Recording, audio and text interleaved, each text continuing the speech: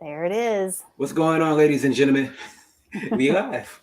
Uh, what's going on, ladies and gentlemen, boys and girls, children of all ages? Welcome to a brand new Gamer Section Live, where we interview the latest and greatest in game developers and game development.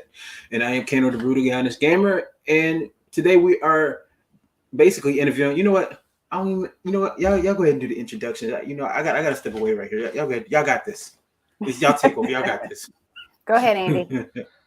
I'm Andy Gocher, and this is my wife, Valerie Gocher, and we make up Pixel Play, which is an indie game development studio making mobile games for iOS and soon Android to follow.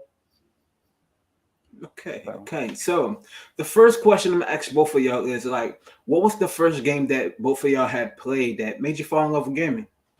Hmm. I'll let her go first. Oh my gosh. I expected you to ask Andy that, but not necessarily me. So I got to think about it for a second. I remember playing, Mm-hmm. I think Centipede and maybe Asteroids or something like that on, one of the brown box Ataris with just the single stick kind of thing at my grandma's house Mm-hmm. after school. So it was actually my cousin's. And I never had any kind of gaming console like that at my house, but she had one at my grandma's, and I remember playing that after school and really, Mm-hmm. really liking that. All right. Hmm. That is a classic of what you just said. An Atari, I think it's the Atari 3600. I would guess so. I think if I saw one, I would recognize it. I just remember a brown box with a Mm-hmm. stick on it. It was probably the Apple 20. It was a Atari. Atari 2600 Yeah, with the 2600. with the wood grain. Yeah, Mm-hmm. Yeah. that sounds like it.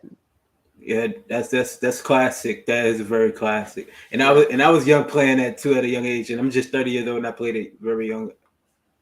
It's crazy. Wow. What about you? I still really like the Mm-hmm. classic arcade games. Like we go to some of those really cool arcade. There's a group of them here in the Dallas area called Free Play Arcade, and we love that place. Mm-hmm. And those are still the games that I gravitate towards. Just the really simple, like one button, one kind of action. Just very simple. I really like those games still. All right, That's Andy. dope. Okay. So Yeah. this will really show way back. The first video game that I actually remember was a Coleco TriStar arcade, which was a Whoa. 3-in-1, Mm-hmm. and that I'm pretty sure that was probably pre Atari 2600. Um, Mm-hmm. it was really bad. I mean, it was really good back then, but I mean, it was pixels on a screen going back and forth. It Mm-hmm. was three games in one, so it was like Pong. There was like a shooting game and then a race car game, which was just squares going back and forth. Hmm. Mm-hmm. Kind of like pixel play. Um, and then I had a Atari 2600 growing up. I actually still have it, and I've gotten it out a couple times to play it. Um, and as a kid, my growing up, we had some arcade machines actually that my dad would put in different like gas stations and different places. So every once in a while there'd be an arcade machine in the garage, a full stand up. So I would play those. So we had like Pac-Man and Donkey Kong and a game called Spiders. Um, Mm-hmm. and I just grew up and going to roller skating rings and arcades, real arcades back then where you had to Yeah. put quarters in them. That was a common thing for me. So I a lot of my gaming was on an Apple II Plus, Mm-hmm. and they were very basic games, and a lot of it I would get magazines that had write your own code, basically just copy the code in the magazine, and Right. Right. it would be a game, and so I kind of felt like a programmer, a game maker back then, Mm-hmm. and boy, things have changed now. So Absolutely. Absolutely. Like I'm asking, have y'all played a game back in the days called Pitfall?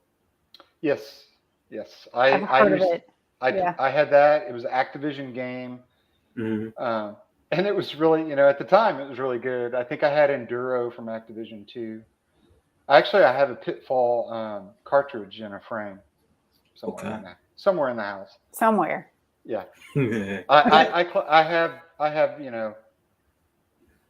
have the 2600. I have the original Nintendo. I still have that, and I'll get it out every once in a while and play it. I have the Legend of Zelda with the gold cartridge. So, some of those things are just timeless games that, brought in, enjoyment and pleasure for like everyone. And they were just really simple games compared to some of the things that are out there now. right. That's epic. That's epic. That's history for y'all right there, ladies and gentlemen. So let me ask both of y'all, like, how did y'all get into game development? I'll take that one.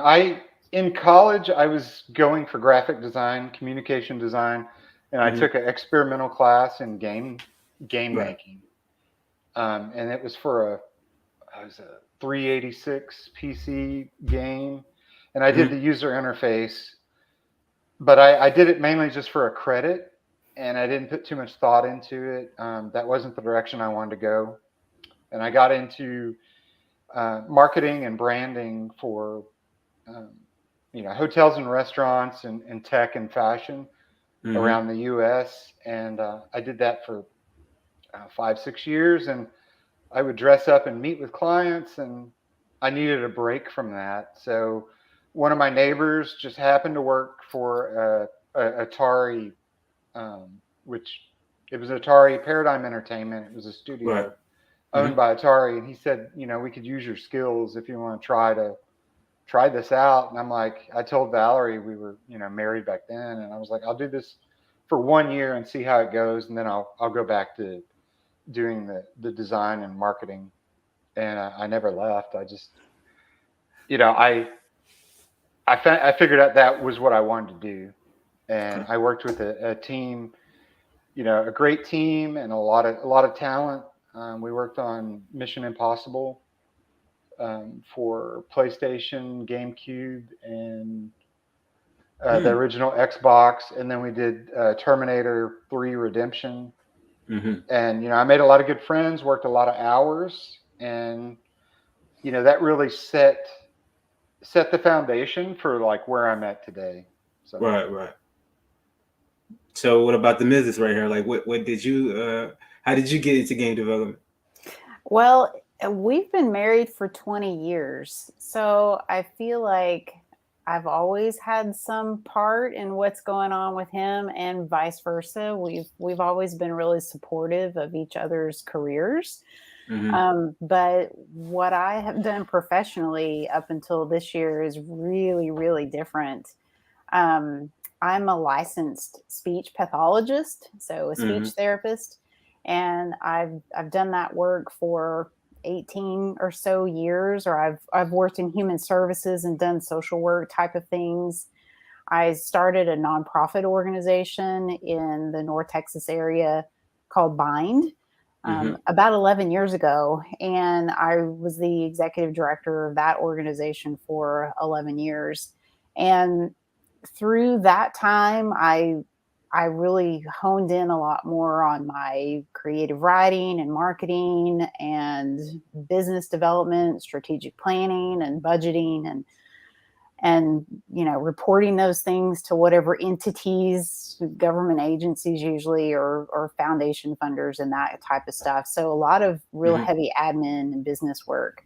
And Andy and I just kind of came to a point maybe mid last year or so, end of last year.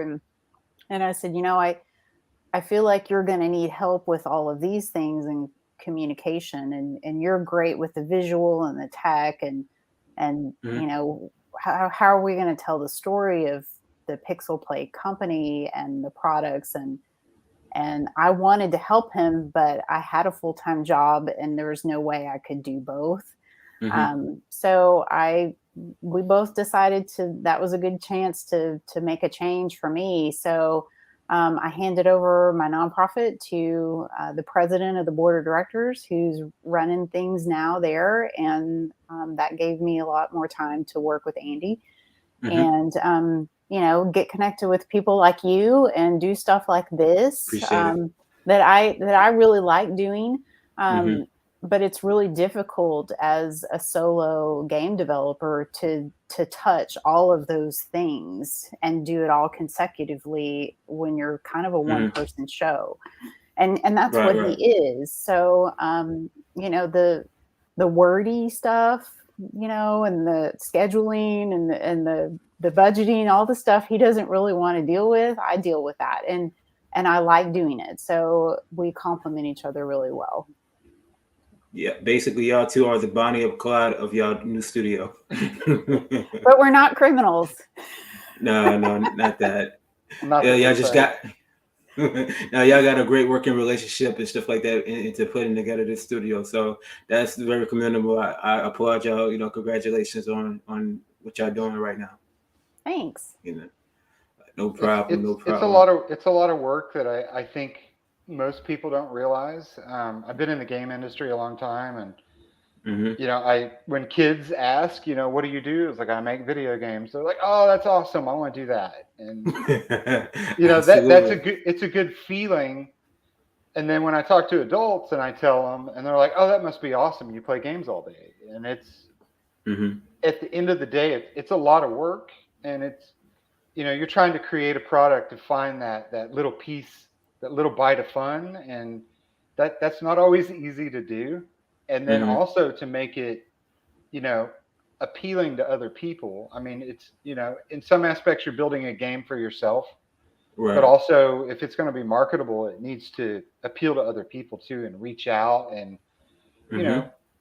probably hit all ages. And that's really what the whole goal behind Pixel Play was to do, is make Hmm. simple games that I could do relatively easy, and hire some outside help like contractors to help me get like pieces that I can't do. I'm not much of a programmer, Hmm. but get that built, and then release games that everybody can play, that bring back kind of that the feel of how I felt like when I was a kid and I would play like Pitfall, or games. You know, those Atari games weren't very hard. I mean, it was they had a stick with multiple directions and one button.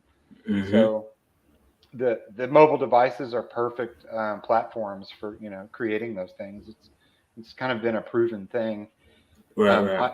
I I I learned lessons along my career in releasing different mobile games, and I've done VR, mixed reality, and console games. Hopefully I've learned from some of those mistakes, and Hmm. I'm making new ones along the way. But that's how you progress forward in whatever you Hmm. do. So part of the Pixel Play goal was simple games for everyone and make them available everywhere. So the game that we've got, Pixel Play, which is, it's kind of confusing because the company name is Pixel Play and the first Hmm. game is Pixel Play. It's just spelled different. It's Hmm. available for like 11, 12 languages total, but 11 translated languages. Right, right.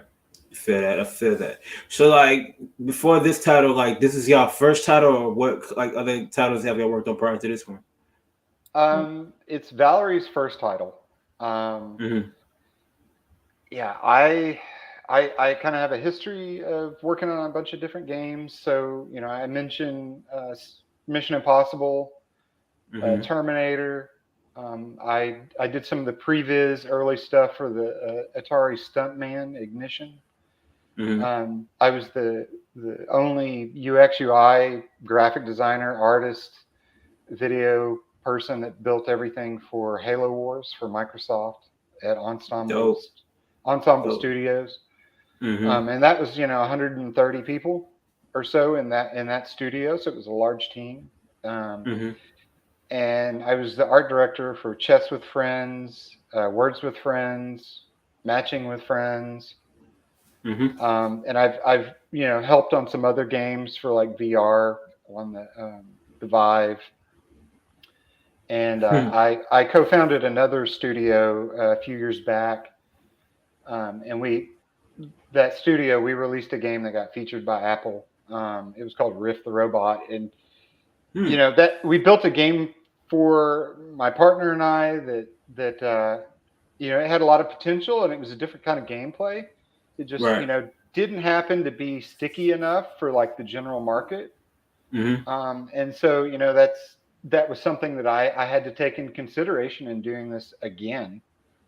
Some people do it once. I don't know that they would do it a second time, but I just felt like I had to do it. Especially when everything kind of changed with COVID. I was at Magic Leap working on mixed reality for 4 years, away from mobile games, pretty much away from games. I was doing a lot of developmental work, which is it's the similar thing, but it's different. And I needed to get back to what I felt was fun again. So Right.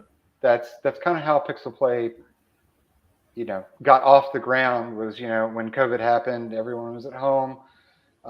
In the games industry, it's not uncommon to get laid off, and I just happened to get laid off. And Yeah. I looked for other things to do, but I also I was like, well, I'll try this again and see where it goes. Okay, that's very interesting. Ladies and gentlemen, that's the true definition of an origin story.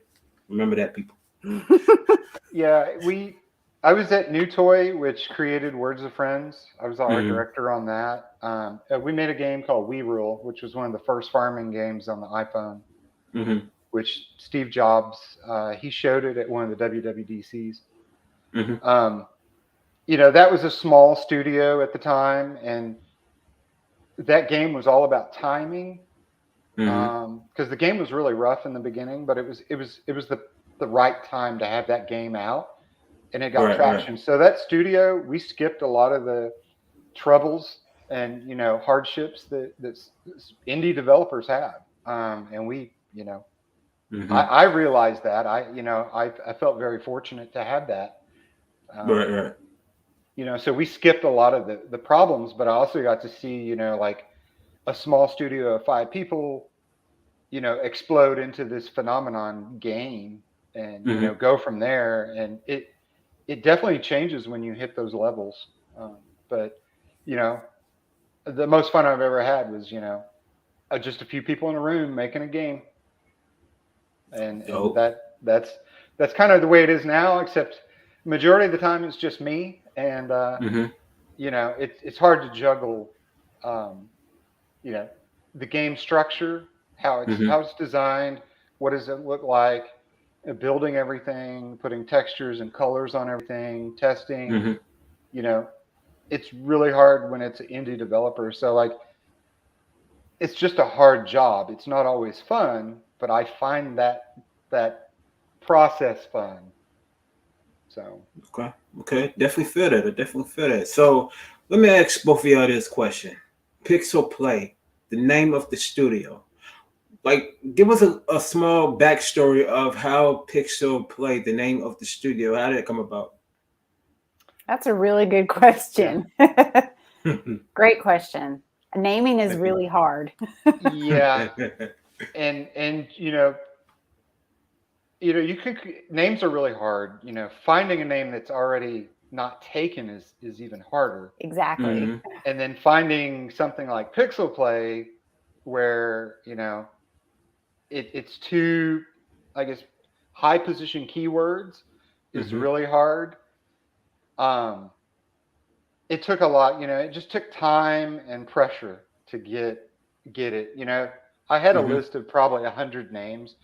I've been down this road before as far as naming and going through and actually getting your trademarks and setting everything up right. So your company is like, if things do go well and you're dedicated to it,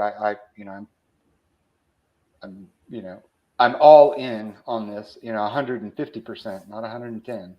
Right.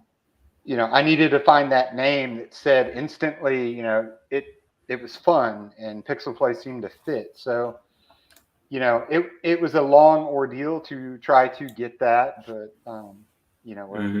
we have pixelplay.com, the official URL, and pxlplay.com, and we're going through the trademarking things on those. So I would definitely say to other indie devs that there's a lot of things that you can do on your own as far as trademark and naming and setting up your business. Absolutely. But it's a pretty valuable, even though it can be somewhat expensive, but it's really worth it to work with an attorney that has that kind of experience and that specializes in that area in trademark and branding and setting up an LLC and, being able to answer all those questions that you have. It does take time and it does take money, but it's been a great investment. Right. Yeah, I've done in the past. I've done all the registration stuff myself. I knew that Pixel Play, just in the nature of the two words together, would be more than what my abilities have ever done. So I needed, I had to follow a different path this time and actually, protect the investment. It's, if you're starting a company, it's, your name is part of it's your brand and you should treat it like that. It's what people see and what people are going to remember.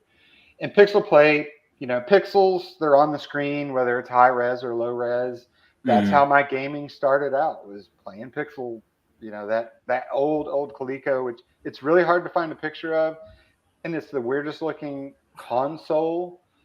But, that's kind of how things started out. And I feel like I'm just a pixel in this thing too. Every company I've been at, I'm a part of the team, and I'm a pixel that makes up the game as a whole, but it's just broken down into that individual bite of, a pixel. Is it fun? Is it play? Is it me? Is it the player? Is it our, collective gaming audience? And then play. So, Pixel Play just kind of rolled off, and I was like, yeah, that feels really good. I doubt I can get that, or I can ever make that happen, but it just kind of worked out. Most definitely. Let me take it to the chat. Shout out to Skidhead Videos. He has a gaming studio himself. He says sounds interesting. He seems like from one indie developer to another, he's excited about your game too. Awesome. And we got a question. This is the same question that I was about to ask next from both of y'all. Is basically like, within this new game that's out right now on iPhones right now, like, what is the engine that y'all actually using for this game right now as we speak? Yeah, so the core of the package it's based off Unity, but I've been working at this off like 2 years. So one whole year was dedicated to building the tools that I needed to build games. So it's more like I needed each individual Lego piece inside of Unity to build games. In the past, I've worked on games where we built a game specifically to be that game. Right. And that's where I found issues in the past, was trying to, make other things out of that. It's really difficult. So, I spent a lot of time, what's my toy box look like? And what kind of tools do I need to make things faster and easier to build? So a lot of it's just core components that were built custom on the back end. Okay, cool. So I can do like all kinds of stuff with it. I mean, it's it's very general. And Pixel Play initially was, it was started as a test bed. It's actually the second game that I built. The first one was more blocked out, just to, what tools do I need to make fun? That's really hard to do. So a lot of time was spent just, boxing in and playing with things. The actual game Pixel Play is nothing new. But what I've done with it, the gameplay, the core gameplay loop, it's nothing new.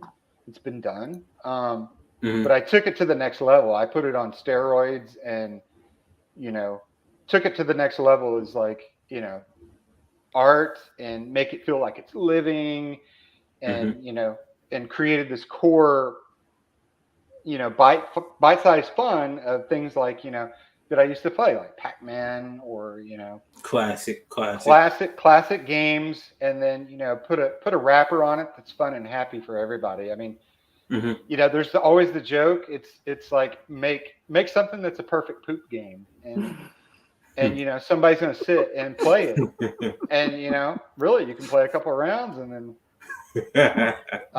so it's you know that's not exactly how the game is meant to be played, but you know That's the reality. It's the reality of of a lot of the player base in the casual space. That you know that's what we do. Or when we're standing in line and you know waiting to check out with our groceries, or you know picking up our kids in the car line. That's what casual gamers do. And you know the demographic is so interesting in the mobile space because you know you don't think about a gamer maybe the way that we think a gamer should be or look, or their age or their gender or any of that stuff. You know, we just tend to think that everybody who's got a smartphone, which is 300 million people in the United States all by itself, everybody's got a smartphone is a gamer.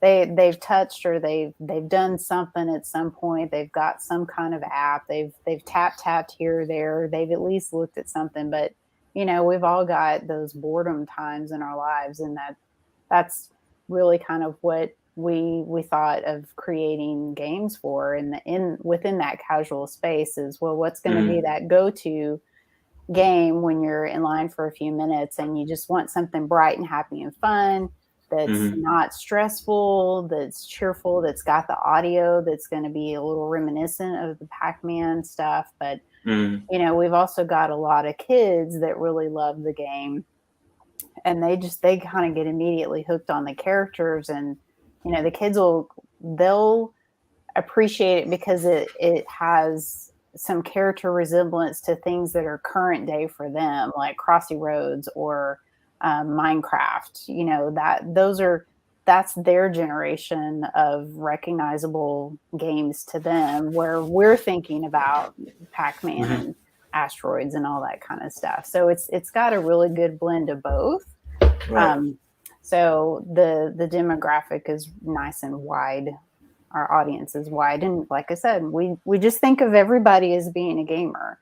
You know, it's not just the diehard folks that can sit for 10 hours at a time and, you know, play, you know, a sim game or Destiny or I don't know, all those things that we've got laying around the house. Right. I used to, you know, she and I have been together a long time, and I used to play like 8, 9, 10 hours a night till, you know, sun come up, and then go to work and work on games. And I didn't have an issue with that. You know, now that I have a bunch more responsibilities in life, it's like I don't have the dedication that I can to, you know, hop into like Skyrim and, you know, get lost for like, I don't know how many hours I've got in that game, or, you know, any of the Grand Theft Autos or Uncharted. You know, there's so many great games out there and so many talented people building games. And, you know, it's hard to get, you know, 30 seconds from anybody, especially, you know, if you're a small indie developer. But I wanted to make small, you know, bite-sized games and build my own arcade of, you know, simple, fun things. And Pixel Play is like the first game in that series. I've worked on the big titles. RTS, to build one of those is it took us like 4 years. Wow. You know, and that was a lot of people. Big AAA games take a lot of time, a lot of expertise in fields. And then mobile games, it gets smaller. And I've always been like a Swiss Army knife. I'm not the best at anything, but I've dabbled in everything. So like, you know, if it's the marketing videos, I'm in After Effects building those. If it's the website, I'm working on that. You know, coming up, you know, the characters.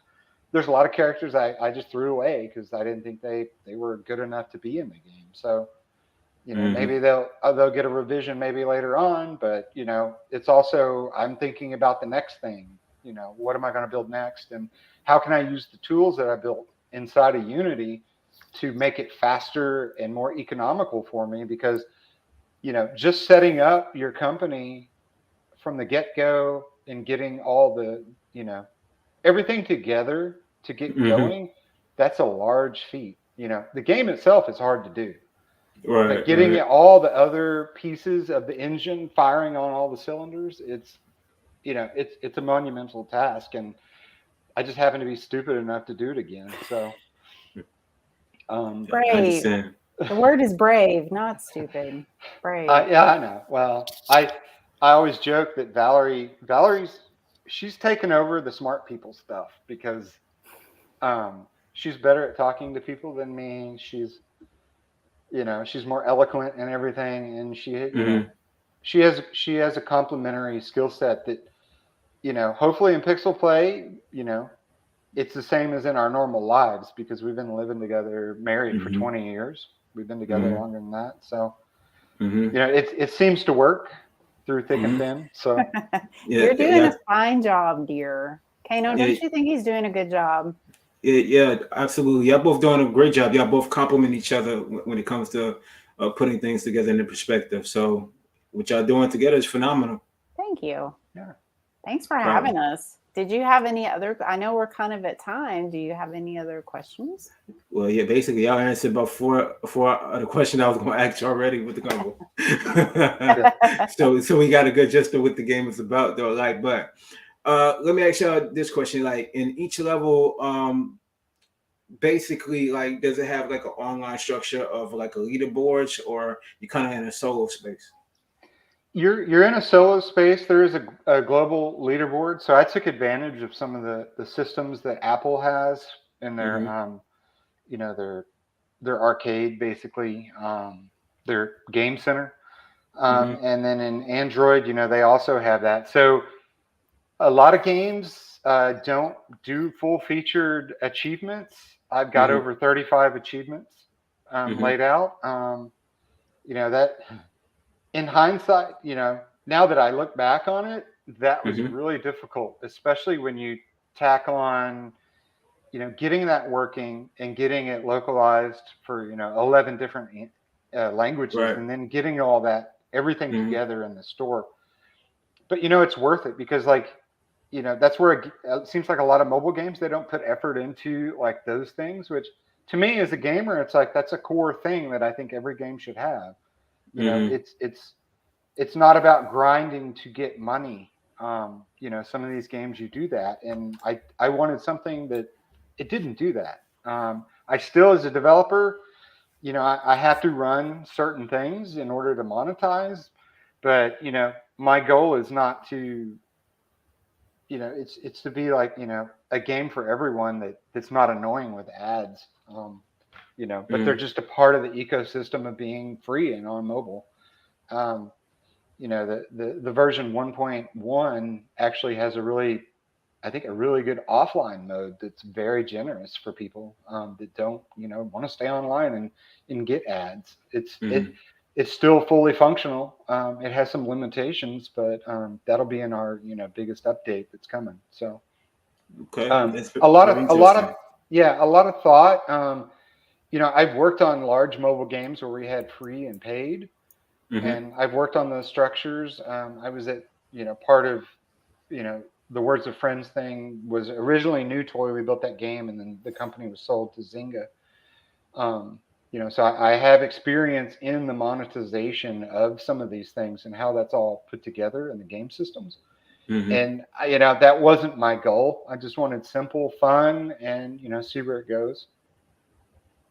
Absolutely. I got to tell you something about the leaderboard since you mentioned it, because I think this is really fun. It's great. It's my job. Part of my job is to stay engaged with our players and with our fans.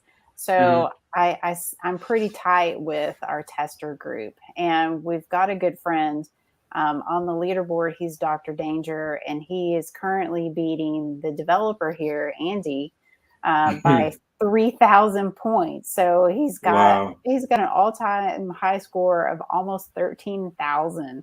And it's a casual arcade endless runner. And there are some people that see his score and they're like, I have been trying just to beat Andy this whole time. And we finally got somebody who did it. So yay to Dr. Danger. He beat the dev. That's dope. That's dope. So let Yeah. me ask y'all this multi-billion-dollar question. This is $1 billion question, and this is kind of like a pitch question too. So since this game is out and you're working on other platforms basically to put this on, so why should people want to play this game? That is You a have good nothing to question. lose. It's free. Yeah, Um, that's you know, true. give it, give it, a few plays, and if you find it interesting, then continue to play. Hmm.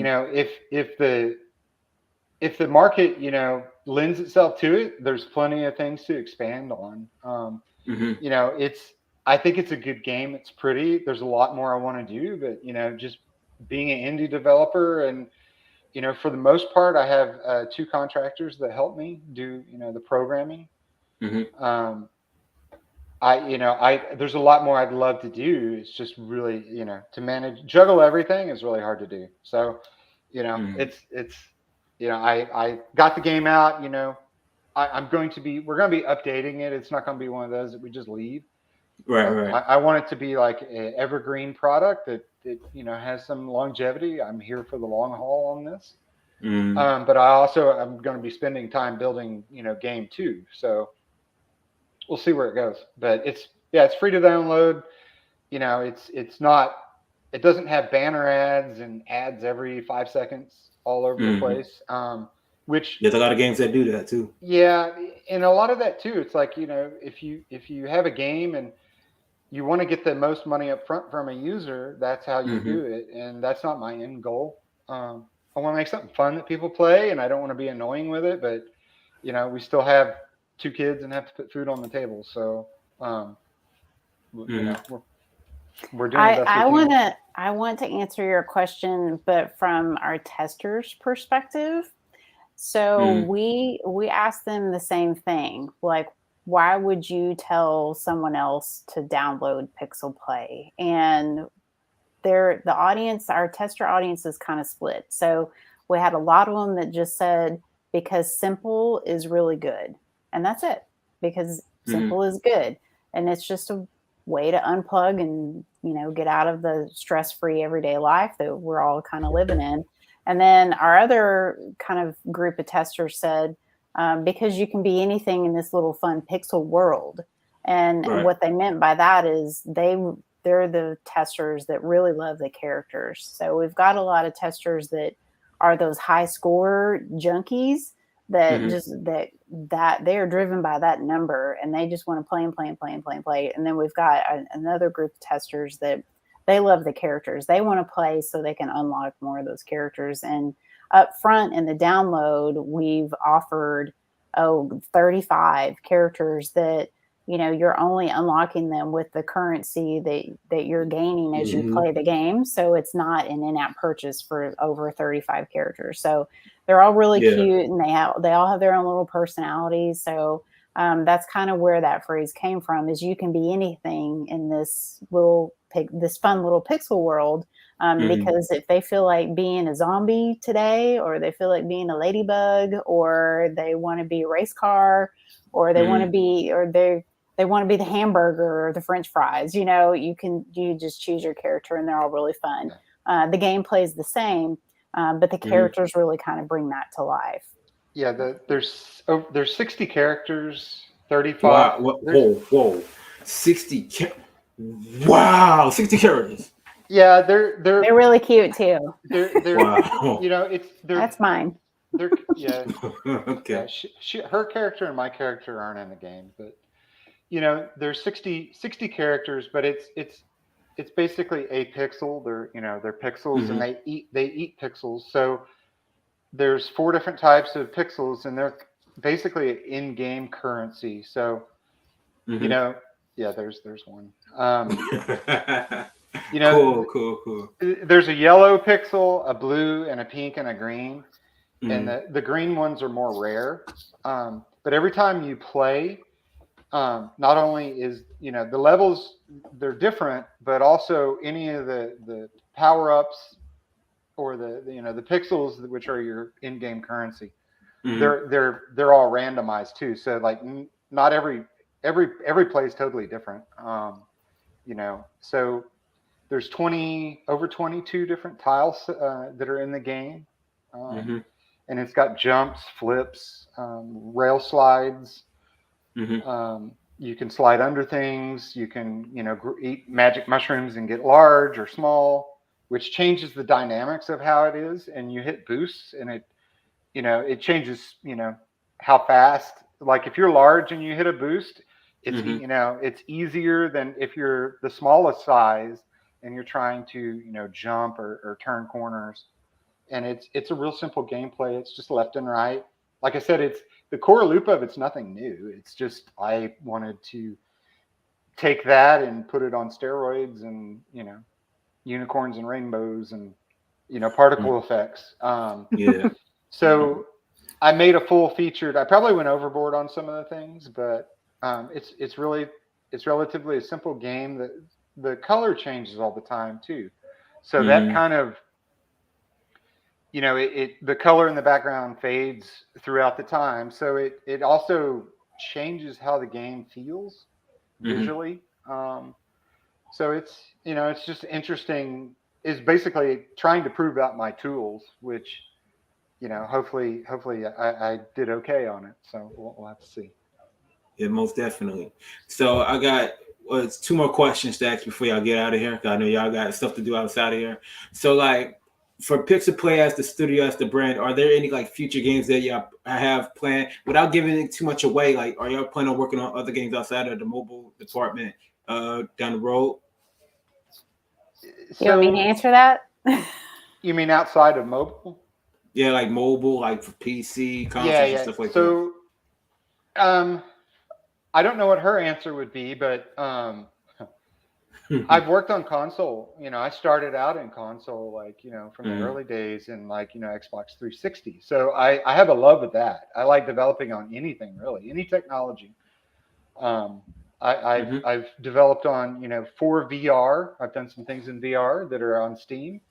Mm-hmm. Um, and I worked for Magic Leap for 4 years. You know, basically doing R&D and developmental stuff that I just can't talk about. But Yeah, yeah. um, I have all kinds of ideas for, you know, the usage of those. But, you know, I needed to build something fun. I needed, you know, something happy, fun, and Mm-hmm. you know, I needed mobile because that's what I felt like was going to be best for me to do as a single person for a long time, is Mm-hmm. get that rolling and then move on to other things. Because yeah, I want to move on and put things. I've already got ideas of how to put a lot of things in different worlds and in your world and how you interact and play with them. Definitely. So Miss Valerie, I know you had to say something. I would just give you the short answer as yes, but I think in the nearest future, mobile is really Andy's wheelhouse, Mm-hmm. and that kind of ties back into our philosophy that when you have a smartphone, you're a gamer. Everyone who's got a smartphone is a gamer. It's a widely available product, Mm-hmm. and if we stick to our mission, which is we want to create colorful, engaging, and fun games that are for everyone, Mm-hmm. then mobile is really the best answer to meet that mission, and vice versa. Cool, cool. But I do see that maybe with Pixel Play, with our current release, our first release, I think it's a great Mm-hmm. product for the Apple Arcade.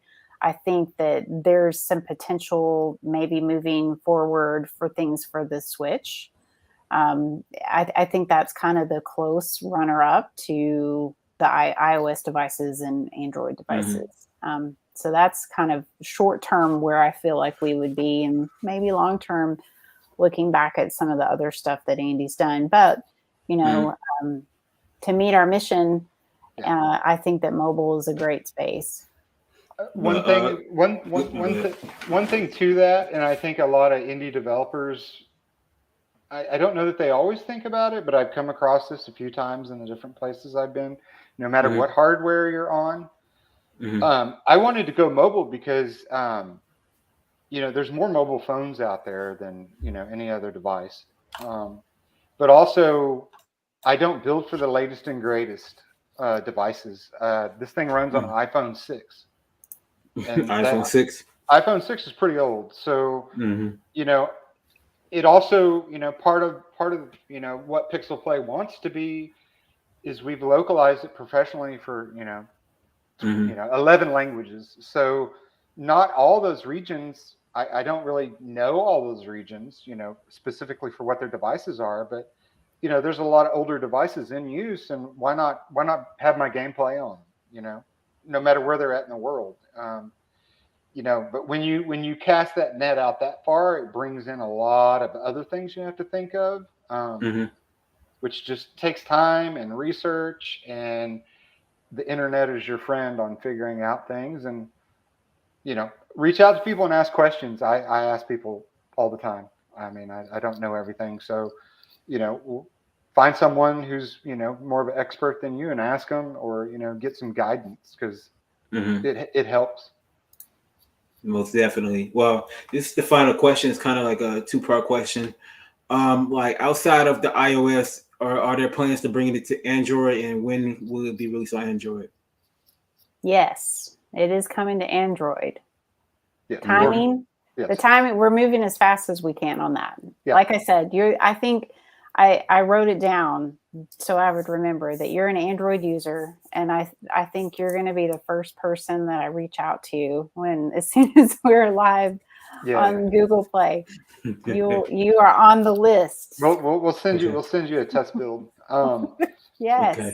that'd be great. You could test I've had it working on Android. The main thing is Unity's good for doing cross-platform, but in order to really have like everything down, especially a team this small, it's hard to work on two platforms at once to fix all the issues, get the stores set up.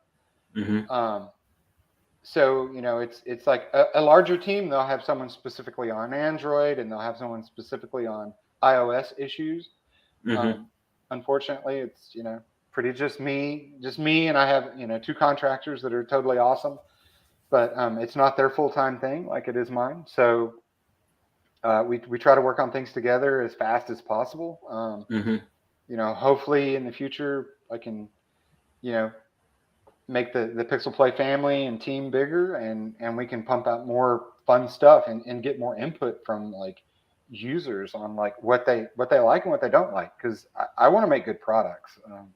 Most definitely. Agreed. I definitely feel that. So like, where can they find you on social media?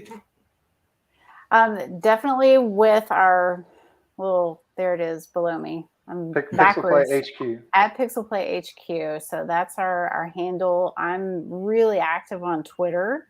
And I'm somewhat active. We post just as frequently, I'd say, on Instagram and Facebook. But I would say I spend a lot of time on Twitter. And but our email addresses are prominent on the website, pixelplay.com. Our bios on there about both of us. We put up frequent news on there. If we whatever we can put up there about you guys, about to bring some attention to gamer section, we'll put that on our website too. So yeah. Appreciate that. That. Yeah. Thank you. And Miss K said, "That's cool. Hello, everyone." Hello, I'm gonna just say this. Though. Shout out to Miss K. She's a heavy gamer too, and like I said, everybody's gonna tune into this and then watch it and download this game for sure. So, like I said, there you have it, folks. This has been another Gamer Section Live interview. With Mr. Andy and Miss Valerie right here. Of Pixel Play. Yeah, definitely go ahead and check out the game on iOS right now. Coming to Android very soon. And make sure y'all like, share, comment, subscribe, hit the post notification when we drop more content for y'all. Thank y'all, and y'all have a good day. You too. Thank you. Thanks. Appreciate you. Yeah. No problem.